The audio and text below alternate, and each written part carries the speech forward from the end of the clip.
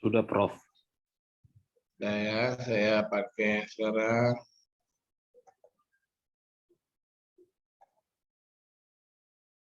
Oke.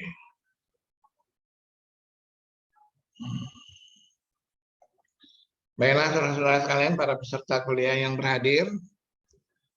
Ya, jadi topik hari ini adalah penata laksanaan atau manajemen dehidrasi dan perdarahan pasien dewasa. Saya perkenalkan diri saya terlebih dahulu. Nama saya Aksanuddin Hanafi, guru besar di bidang anestesiologi, dan saya melanjutkan pendidikan subspesialisnya konsultan intensive care dan juga konsultan anestesi obstetri. Pada kesempatan ini saya akan menyampaikan satu topik yang secara umum sering kita temukan, yaitu penata laksanaan dehidrasi dan perdarahan pasien dewasa. Intinya saudara-saudara para peserta, kita harus mampu membedakan apa yang dimaksud dengan dehidrasi dan perdarahan. Karena pada kenyataannya ini adalah dua kondisi yang berbeda. Ya, nanti dalam kesempatan ini akan saya kemukakan. Dan pada topik ini kita akan nanti mengenal bagaimana cara kita mengenal pasien itu dehidrasi dan bagaimana bedanya dengan pasien-pasien yang mengalami perdarahan.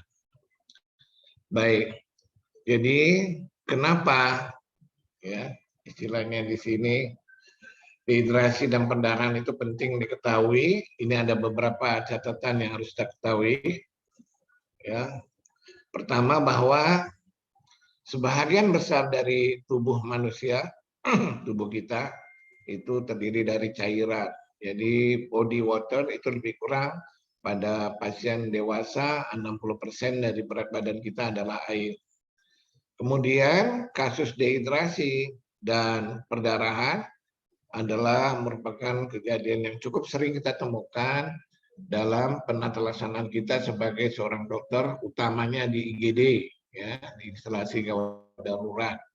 Jadi sering pasien datang dalam keadaan dehidrasi, ringan, sedang atau berat, juga perdarahan ringan, sedang dan berat. Jadi ini suatu kasus yang cukup sering kita temukan. Dan di samping itu bahwa kejadian dehidrasi, kejadian perdarahan ini sangat berhubungan dengan oksigen delivery. Dan sama kita ketahui bahwa oksigen delivery sangat mempengaruhi kehidupan kelanjutan dari manusia. Utamanya kalau oksigen delivery berlangsung, gangguan yang berlangsung cukup lama, ini akan berakibat terjadinya organ dysfunction. Organ dysfunction yang tidak teratasi akan menjadi organ failure. Oleh karena itu, tentu prognose organ failure akan lebih jelek. Dan hal yang lain adalah bahwa penata laksanaan terhadap kejadian dehidrasi maupun perdarahan ini sangat-sangat mempengaruhi outcome hasil akhir, ya. Apakah menuju kepada komplikasi, bahkan yang paling tidak diinginkan adalah apakah akan menjadi kematian. Oleh karena itu saudara, penata laksanaan ini sebagai calon dokter, calon peserta P3D nanti Anda harus wajib mengetahui bagaimana penata laksanaannya. Jadi secara umum di sini modal dasar kita adalah pengetahuan tentang fisiologi dan patofisiologi. Inilah fondasi dasar dari setiap penata laksanaan suatu penyakit. Ya, ketahuilah perubahan fisiologi yang terjadi yang akan menjadi patofisiologi. Dan inilah menjadi dasar penata laksanaan manajemen dari khususnya saat ini kita bicara tentang dehidrasi dan penata laksanaan perdarahan. Tentunya di samping itu pemahaman tentang farmakologi juga sangat-sangat dipentingkan.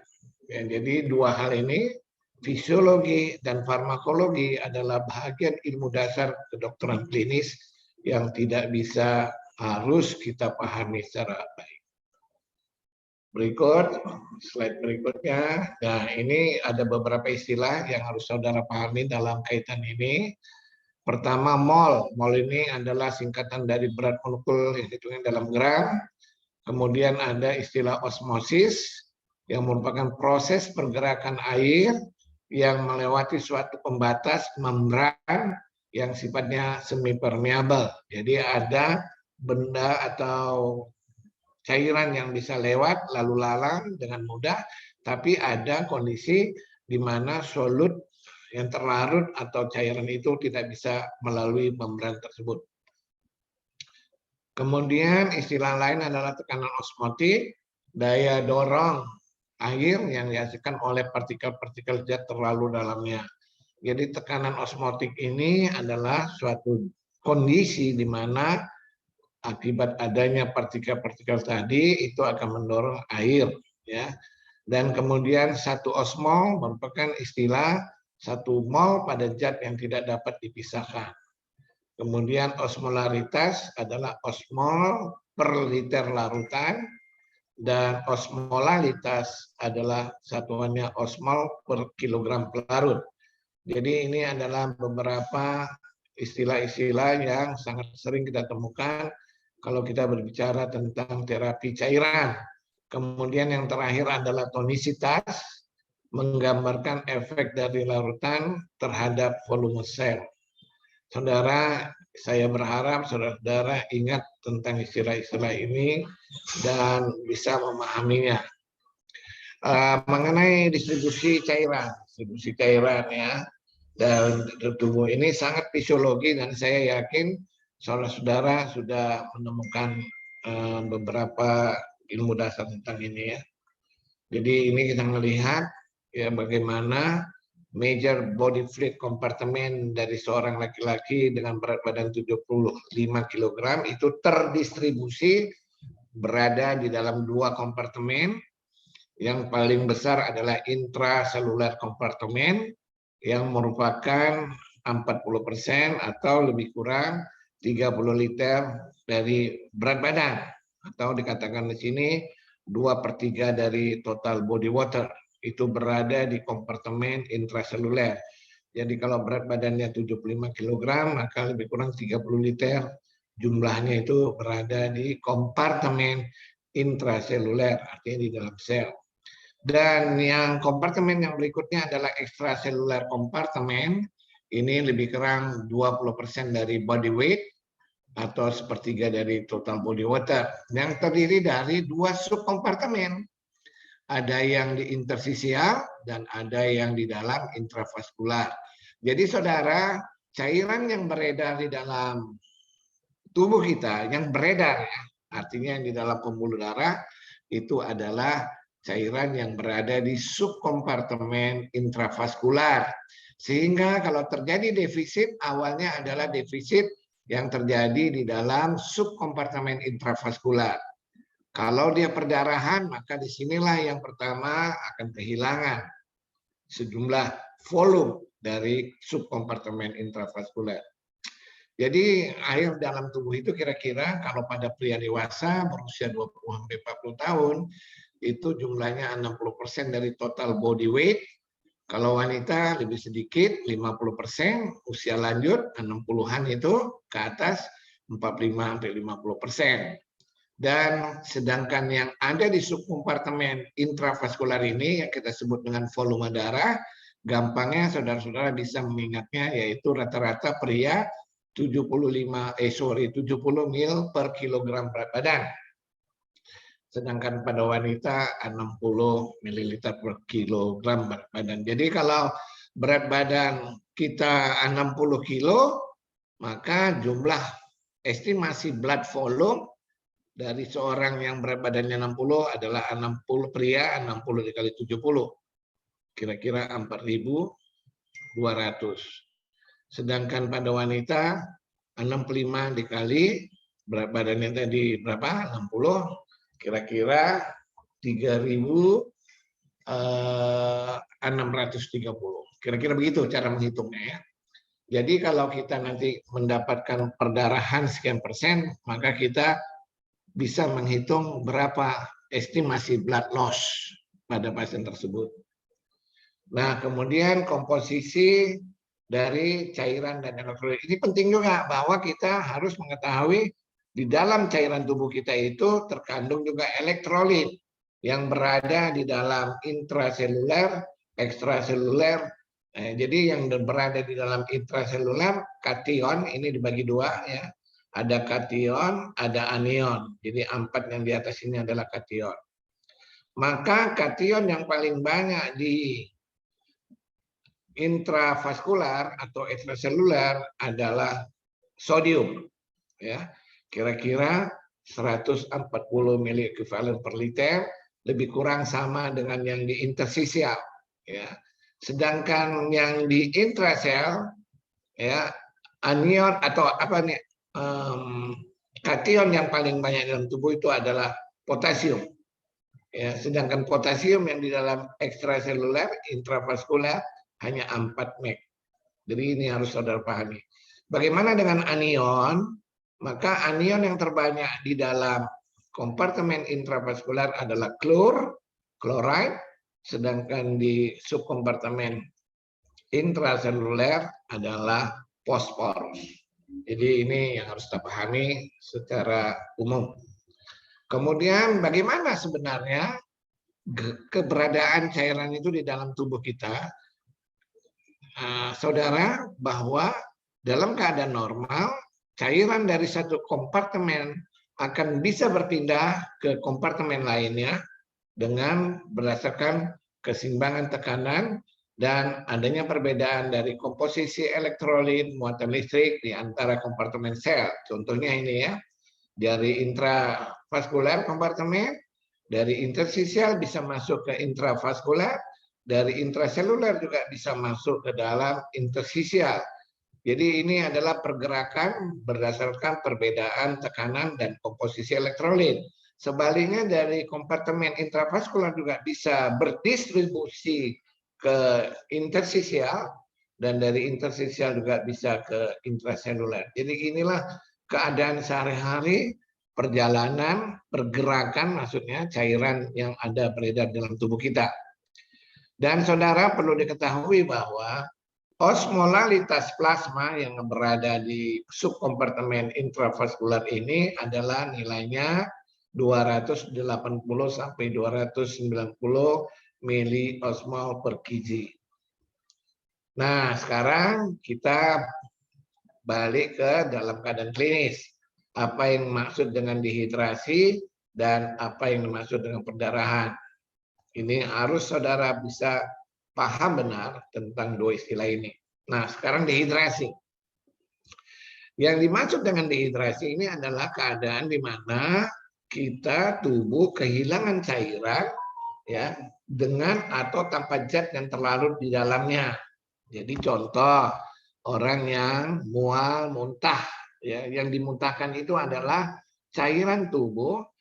Kalau dia muntah tentu yang banyak ikut terbuang selain cairan adalah unsur klor, ya, asam lambung, ya, atau dia diare, ya, maka yang hilang cairan itu dari tubuh kita adalah cairan, air beserta elektrolit, umumnya natrium. Itu yang dimaksud dengan dehidrasi. Perdarahan ini yang hilang itu adalah komponen darah semuanya. Apakah plasma, adakah sel-sel darah merah, sel darah putih, protein, elektrolit, juga hilang. Jadi perbedaannya kalau dehidrasi yang hilang dari tubuh kita adalah cairan plasmanya beserta mungkin elektrolit, tetapi sel-sel darah merah, protein itu masih berada di dalam subkompartemen intravaskular. Namun kalau perdarahan yang hilang adalah keseluruhan intravaskular volume, yaitu darah itu terdiri dari plasma darah, sel-sel darah merah, sel-sel darah putih, protein, dan lain sebagainya. Itu jadi jelas saudara-saudara berbeda antara dehidrasi dan perdarahan. Nah, keadaan-keadaan dehidrasi ataupun perdarahan ini tentunya kalau kami kaitkan dengan bidang anestesiologi dan terapi intensif, ini sering kami jumpakan ditemui pada kasus-kasus perioperatif, ya, emergensi. Ya, apakah itu selama tindakan pembedahan, durasi operasi, maupun intraoperatif. Jadi ini adalah suatu kondisi yang sering kami temukan, dehidrasi maupun perdarahan. Oleh karena itu, kalau kita sudah menemukan suatu kondisi seperti ini, terjadinya defisit dari volume cairan tubuh, maka kita harus segera melakukan koreksi penata laksanaan dengan tentunya mencari penyebabnya ya dari dehidrasi atau perdarahan tersebut. Saya kira ini pemahaman dasar tentang beda antara dehidrasi dan perdarahan. Nah, kita coba khusus sekarang bicara tentang dehidrasi ya. Bagaimana terjadinya dehidrasi? Bagaimana tubuh kehilangan cairan? Yang pertama bisa saja disebabkan karena intake yang kurang ya. Sebaliknya bisa juga karena pengeluaran yang lebih banyak ya, dan ini tentunya banyak macam penyebabnya seperti tadi saya katakan, antara lain diare lah, muntah mencret lah, luka bakar ya, penguapan yang hebat. Disebabkan intake yang kurang ya mungkin olahragawan ya, dia sudah melakukan exercise yang hebat tetapi intake-nya kurang. Jadi ini bisa menyebabkan dehidrasi. Nah, pada kejadian dehidrasi ini yang harus kita ingat adalah bahwa terjadilah kompensasi dari tubuh. Ya, kan dehidrasi ini yang pertama kali kehilangan cairan itu adalah di subkompartemen intravaskular. Ya, karenanya terjadilah kompensasi, cairan yang ada di intraseluler akan bergeser ke interstisial dan barulah bergeser dia ke intravaskular. Ya, disinilah akan kita nilai ya. Kemudian tentunya penata laksanaannya adalah kita harus segera melakukan koreksi terhadap defisit cairan dan elektrolit yang terjadi. Ini bisa kita nilai, nanti kita bisa lihat tabelnya. Dan kalau seandainya kejadian dehidrasi ini berlangsung cukup berat, sampai terjadi tanda-tanda shock, ya, jadi ini akan tentunya mengakibatkan gangguan hemodinamik, di mana kita akan menemukan pasien mengalami hypotension, takikardi, bahkan kemungkinan terjadinya produksi urin yang berkurang, dan yang paling berat lagi adalah gangguan terhadap tingkat kesadaran. Jadi ini adalah marker-marker gejala klinis yang bisa kita temukan. Oke, coba kita ngelihat di sini. Berdasarkan tabel ini, saudara, maka dehidrasi ini dibedakan atas dehidrasi yang ringan, sedang, dan berat.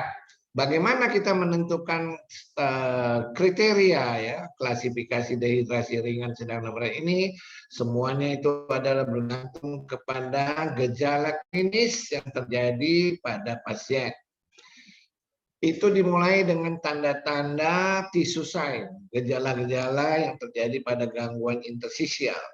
Antara lain yang kita nilai adalah turgor kulit, kemudian lidahnya, matanya, ya, ubun-ubun yang kalau ini umumnya pada bayi atau fetus, ya, kemudian perasaan haus, kemudian nadinya, tekanan darahnya, dan urin output. Jadi saudara-saudara, berdasarkan gejala klinis inilah kita bisa menentukan tingkat dehidrasi yang terjadi kepada pasien kita. Apakah ringan? Kalau kita bilang ringan, maka defisiensi cairannya kira-kira berkisar 3-5% dari berat badan, sedang 6-8%, dan berat lebih besar dari 10% berat badan.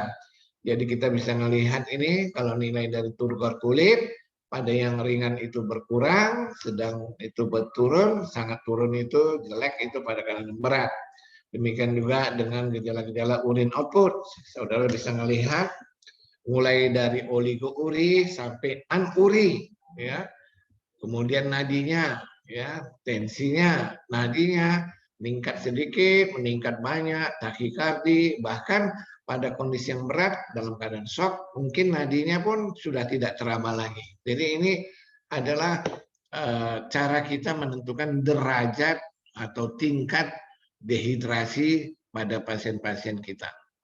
Saya ulang, adalah kemampuan kita berdasarkan gejala klinis yang ada, mulai dari tisu sign, turgor kulit, ke lidah, ya di sini dinilai kalau makin buruk itu lidahnya kecil, keriput dan lunak, matanya cowong, ya jadi matanya cekung ke dalam, bibirnya kering, itu adalah tanda-tanda tisu sign semuanya, dan harus kita pahami. Mengenai gejala tambahan seperti rasa haus dan sebagainya juga sering kita temukan. Jadi saya ulang, berdasarkan gejala-gejala klinis yang kita temukan pada seorang pasien, kita harusnya mampu menentukan derajat ringan, sedang, berat dari dehidrasi yang terjadi pada seorang pasien. Saudara, di sini tidak ada pemeriksaan laboratorium yang spesifik untuk dehidrasi. Tapi kalau Anda memeriksa darah rutin, maka yang kita temukan adalah dengan istilah hemokonsentrasi. Kita akan menemukan hemoglobinnya mungkin meningkat, ya. Kemudian hemotokritnya juga meningkat. Jadi ada terminologi kita sebut hemokonsentrasi karena sebahagian plasma darah hilang keluar tubuh. Pemeriksaan fisik di sini yang paling utama, apakah itu secara invasif maupun invasif. Jadi klinis inilah, pemeriksaan klinis ini, fisik inilah yang paling utama kita menentukan derajat dehidrasi tadi. Nah, saya katakan tadi kalau kita pemeriksaan darah lengkap, DL, darah lengkap ya, maka kita akan menemukan hematokritnya meningkat. Ya, jadi gambaran merupakan darah semakin konsentrat, hematokritnya bisa di atas 50. Dan kalau kita periksa analisa gas darah arterinya, kita bisa menemukan asidosis metabolik karena terjadinya gangguan oksigen delivery. Dan kalau kita periksa urin, urinnya pekat, maka berat jenis urin juga akan meningkat di atas 1,010.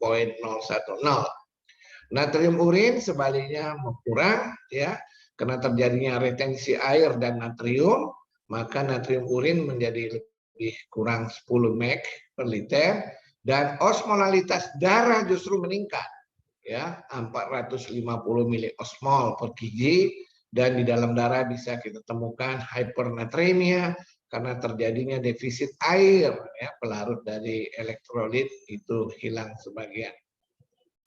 Bagaimana dengan perdarahan? Saya berharap tadi dehidrasi sudah jelas. Sekarang bagaimana dengan perdarahan? Ya, berarti di sini yang hilang adalah volume darah secara keseluruhan, seperti saya katakan tadi ya. Sel-selnya juga hilang, sel darah merah, sel darah putih, protein, elektrolit.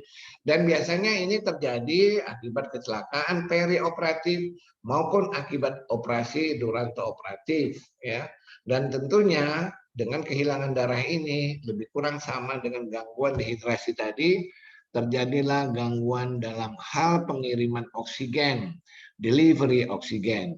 Ya, ini yang mengakibatkan terjadinya gangguan perfusi, hipoperfusi, aliran darah menurun, sehingga pada sel-sel akan terjadi metabolisme anaerob. Inilah yang mengakibatkan kalau kita periksa AKDA akan kita temukan keadaan metabolik asidosis dan ikutannya adalah asam laktat yang meningkat. Dan saudara-saudara kembali lagi bahwa berat ringannya itu perdarahan itu tergantung dari jumlah darah yang hilang ya. Dan berdasarkan itu kita bisa melihat di tabel ini ya, berdasarkan gejala atau jumlah darah yang hilang, maka kita bisa menentukan estimated fluid and blood loss based on patient presentation. Itu ada 4 kelas. Kelas 1, kelas 2, kelas 3, kelas 4. Dan juga saudara, kelas-kelas ini adalah sangat tergantung kepada jumlah darah yang hilang dan pengaruhnya terhadap gejala klinis dari organ-organ. Umumnya adalah hemodinamik, ya, pulse rate, ya, makin meningkat maka perdarahan makin banyak. Blood pressure makin turun, makin rendah, hypotension juga berarti perdarahan makin banyak. Pulse pressure, perbedaan antara sistolik dan diastolik. Makin jauh perbedaannya, diastolnya makin rendah, maka kondisi makin berat. Kemudian ada juga pengaruhnya pada sistem respiratory, di mana kita bisa menghitung RR-nya, respiratory rate. Pada kondisi yang makin berat, maka RR-nya sebagai kompensasi akan meningkat. Kita akan menemukan pasien dalam keadaan tachypnea, ya, RR-nya bisa di atas 35. Kemudian tentu berpulang lagi kepada yang standar, yaitu urine output, jumlah urin produksi. Tentunya makin banyak darah yang hilang, maka jumlah urin produksi juga akan menurun per kg-nya. Di sini kita lihat hitungannya, kalau dia sedang, maka kira-kira jumlah urin outputnya tinggal 20-30 cc per jam. Makin berat perdarahan, maka bisa terjadi anuria total.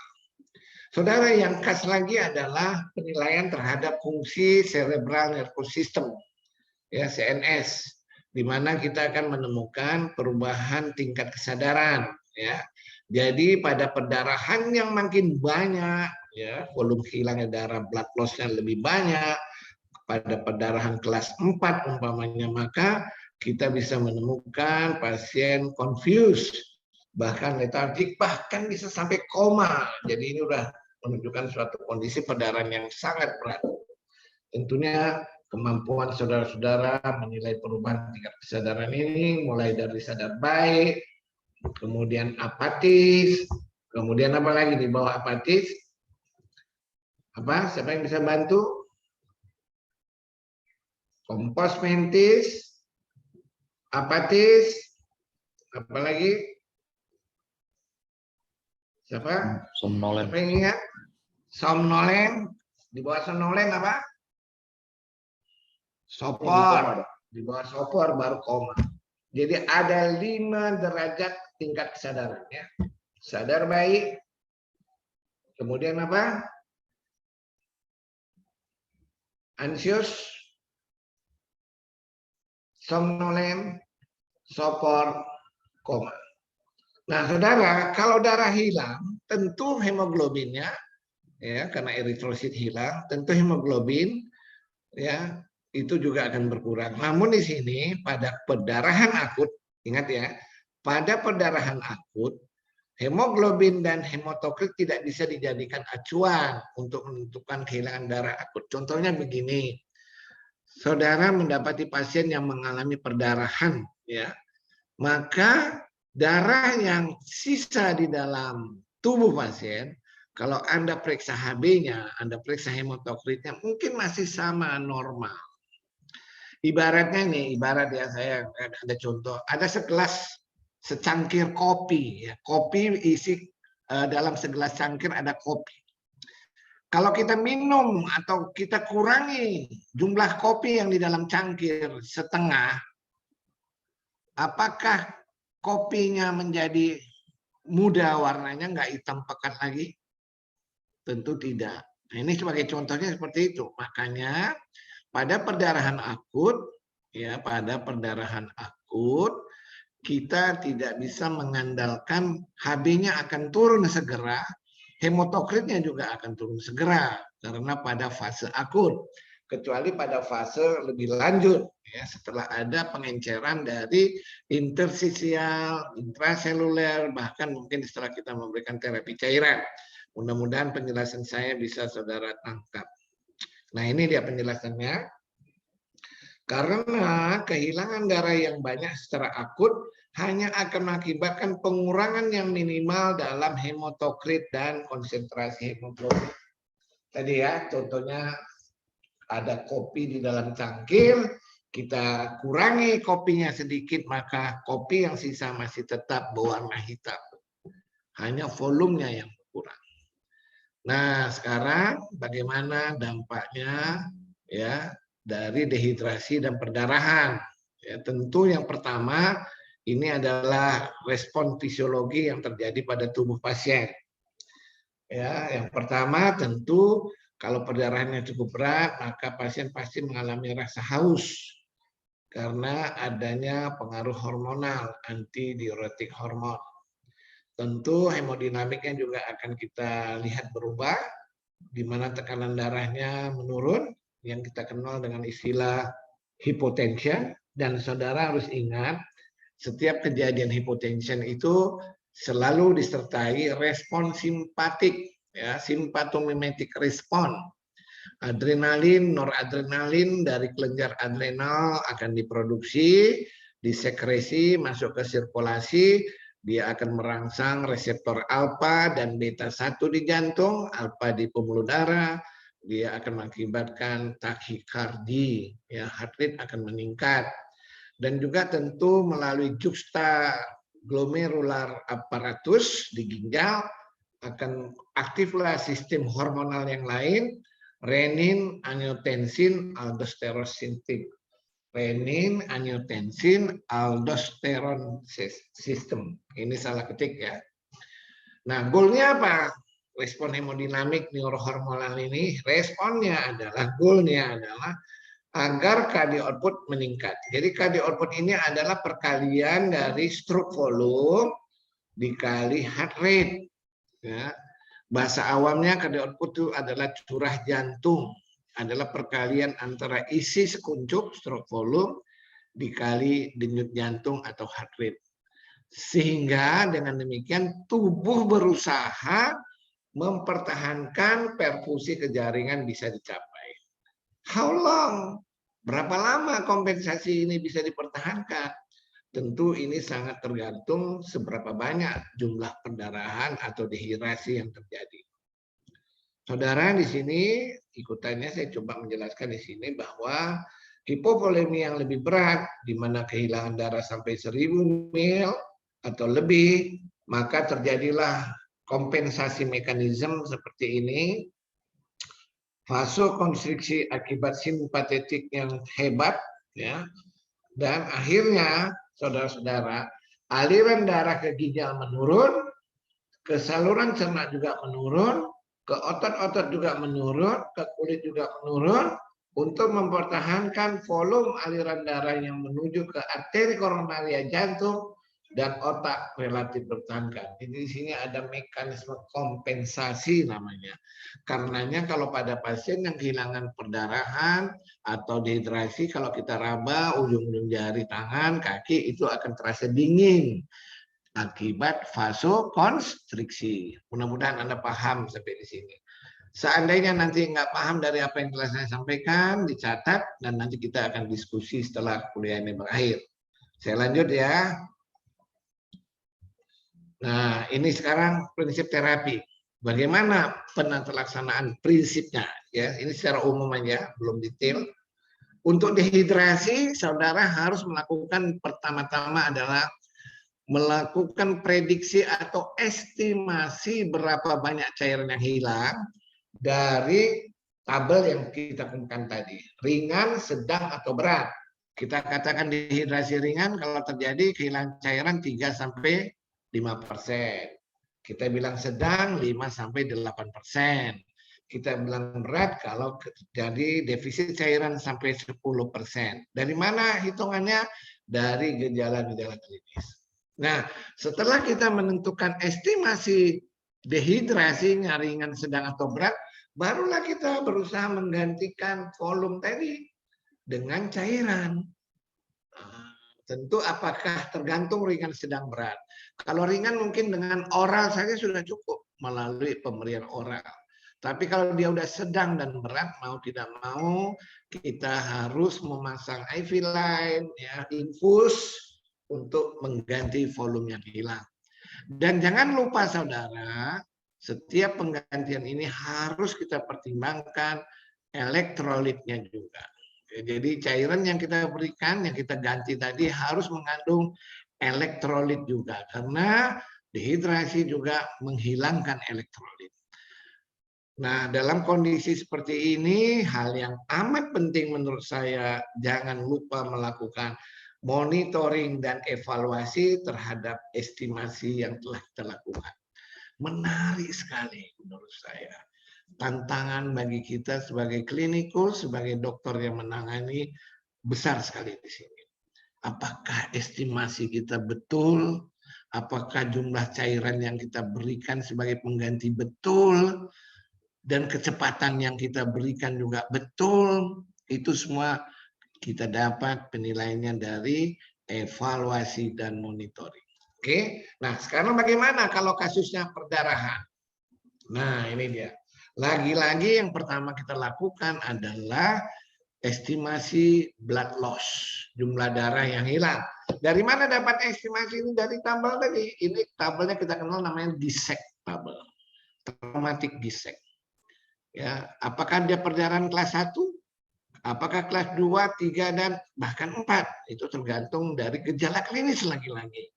Ya, sama tentunya visual evaluation. Dari mata kita melihat.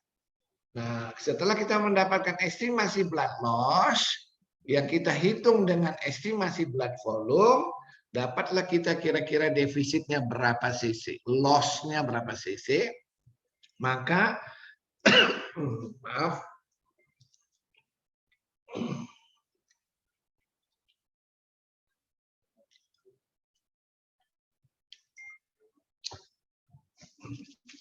di sini saudara-saudara bisa menggantinya apakah dengan kristaloid, koloid, bahkan yang diwajibkan lagi adalah kapan kita mulai menggantinya dengan blood komponen, komponen darah yang hilang, misalnya eritrosit yang hilang kita ganti dengan eritrosit, ya.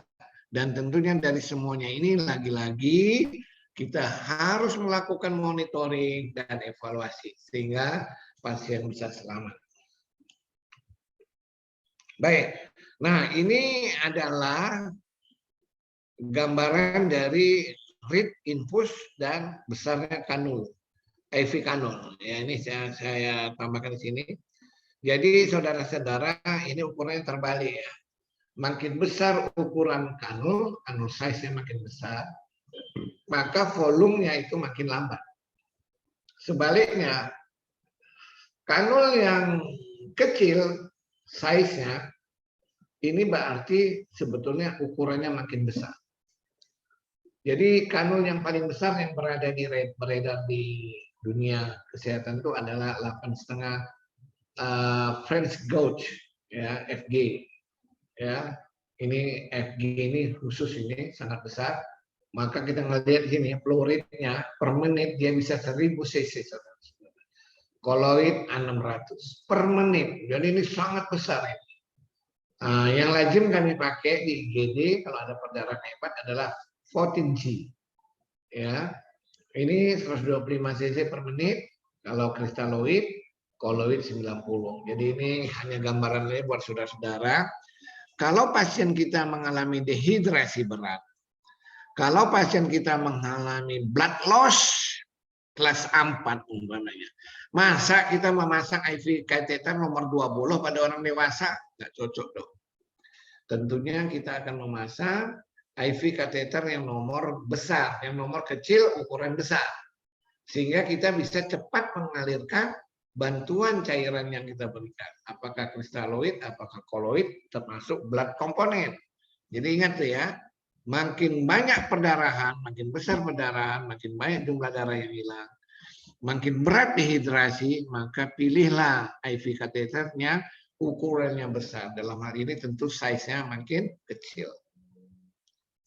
Ya, contohnya ini yang umum 18D atau 14D kalau kasusnya berat.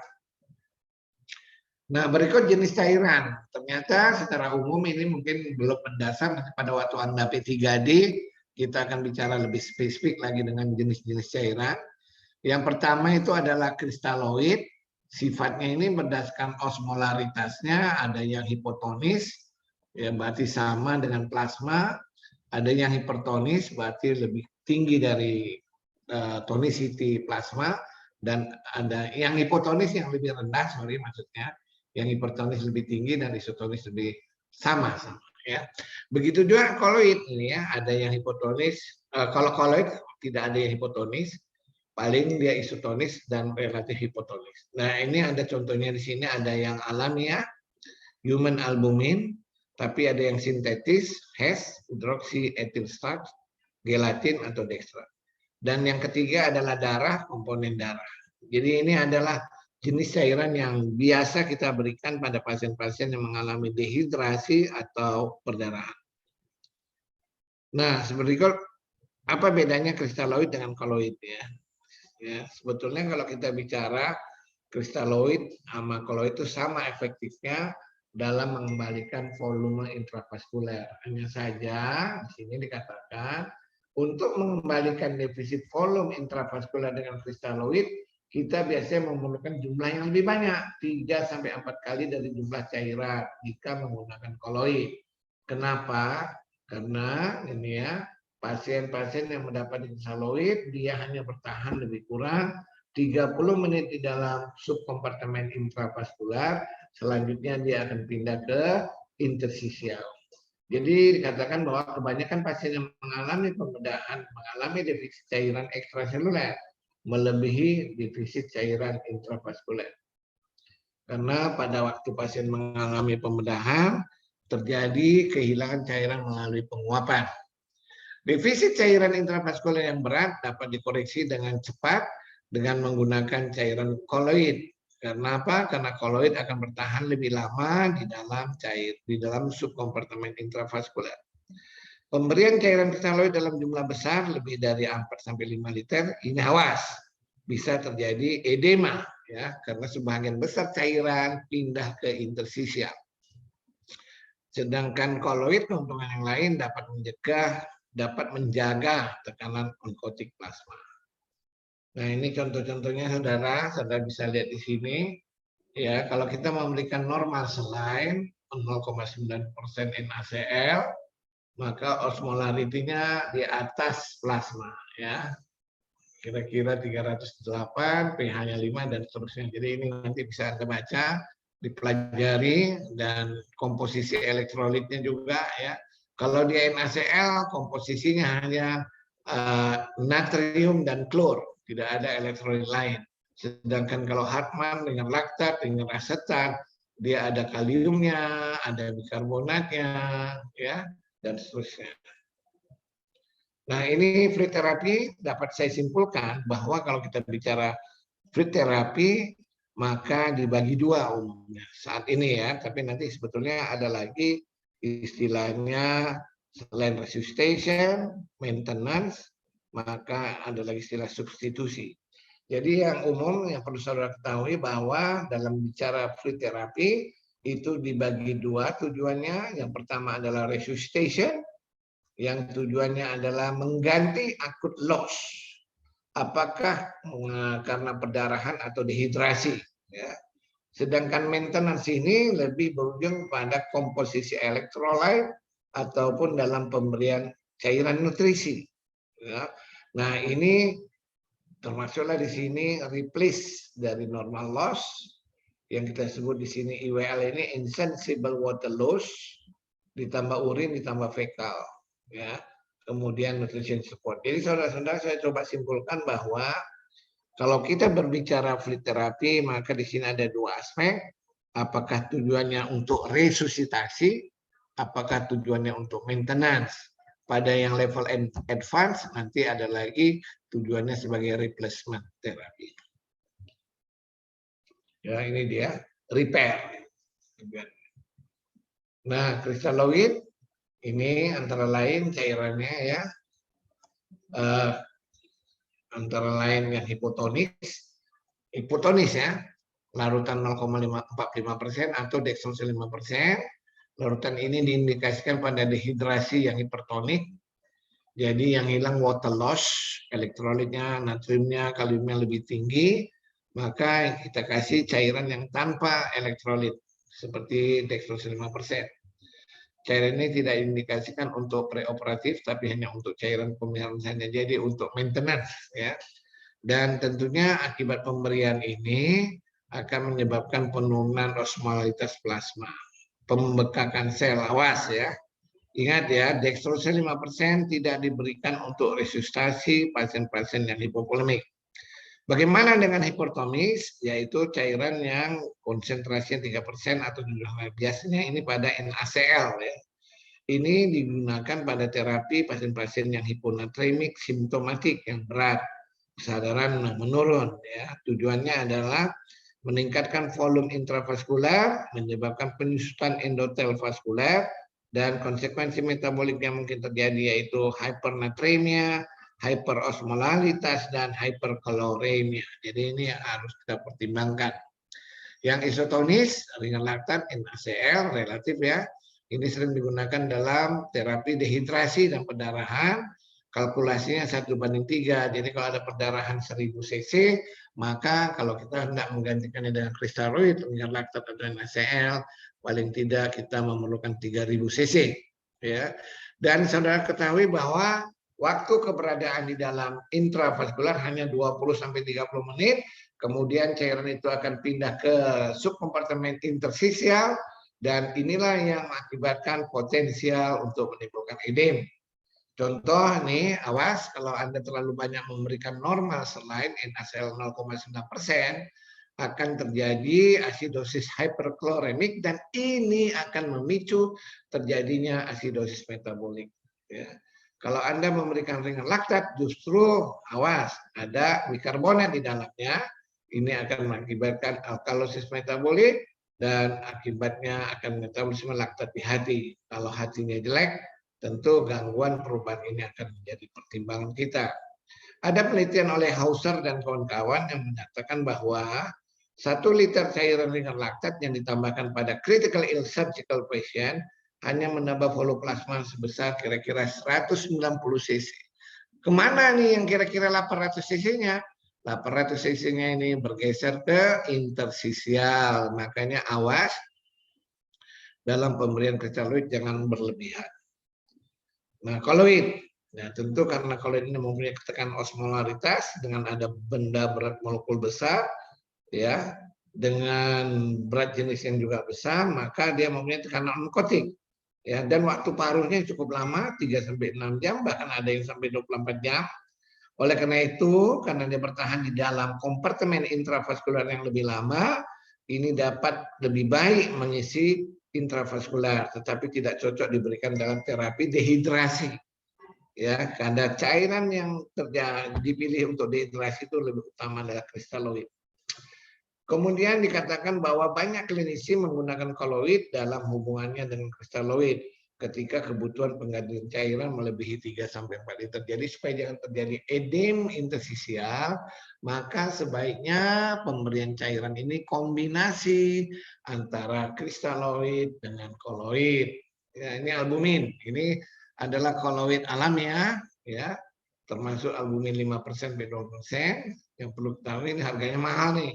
Tetapi Anda bisa melihat ini half time-nya lebih kurang 16 jam. Dan 90% albumin ini berada di intravaskular lebih kurang 2 jam setelah pemberian. Jadi cukup lama, saudara-saudara. Dan albumin merupakan komponen utama dalam tekanan plasma, betul. Dan bila kita memberikan albumin, menambah volume intravaskular. Jadi dia ini ekstra fasa apa nih? Cairan yang mempunyai sifat kita sebut sebagai cairan yang bisa menarik cairan dari interstisial. Ya, itu yang perlu kita pertimbangkan pada kondisi-kondisi pasien anemia.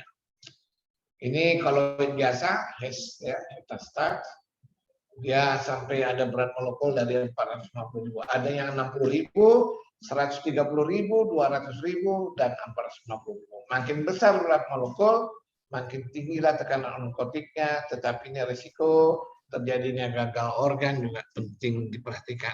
Izin, Prof. Nah, ini dia yang saya maksud dengan plasma expander. Jadi dia sebagai cairan yang bisa menarik cairan dari interstisial masuk ke dalam intravaskular.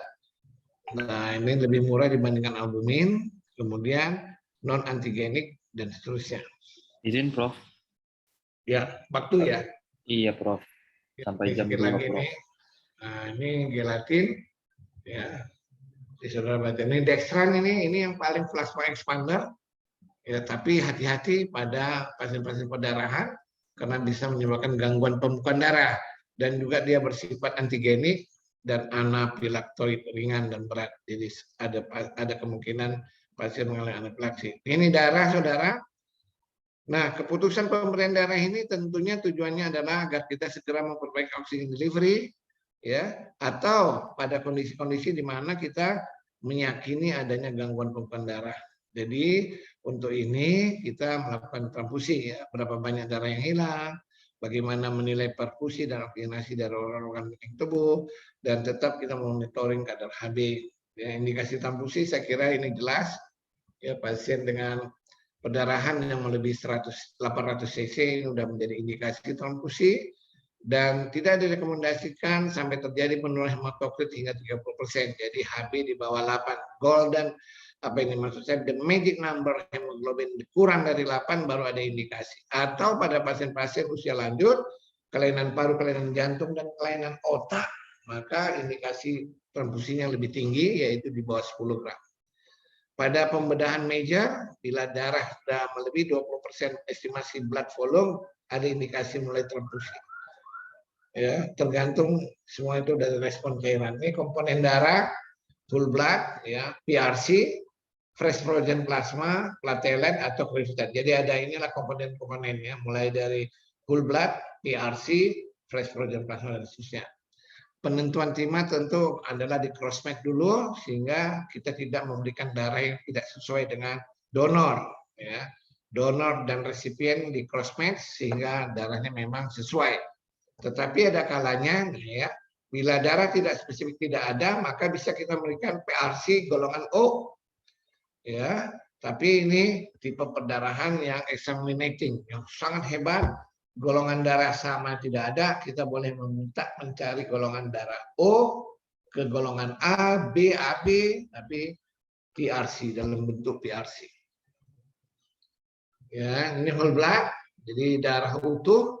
Yang paling baik ini sebetulnya darah whole blood yang baru, yang segar, ya. Kalau udah lebih lama dikatakan ini long period, ya. Yang baru itu jika kurang dari 6 hari. Yang paling segar kita sebut kurang 48 jam.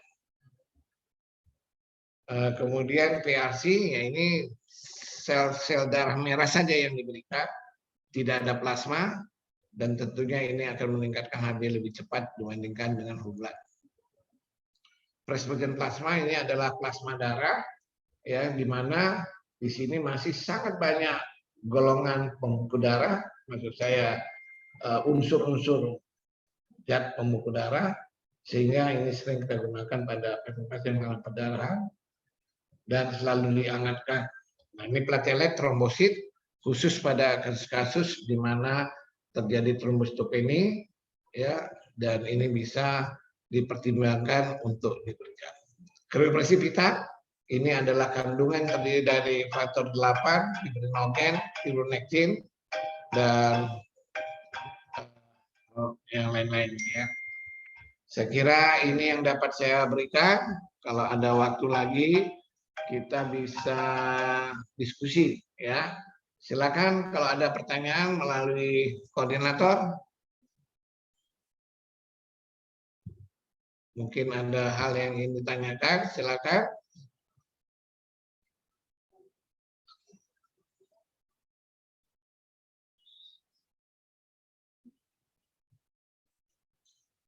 Sekali lagi, kalau ada hal yang kurang jelas dari apa yang telah saya sampaikan, tolong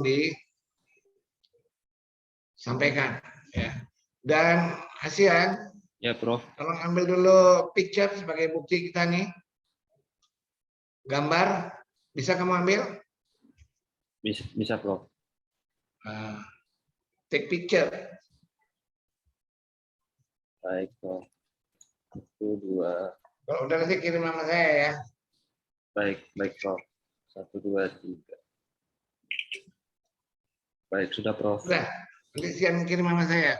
Tampaknya teman-teman nih nggak ada yang bertanya. Saya anggap aja positive thinking.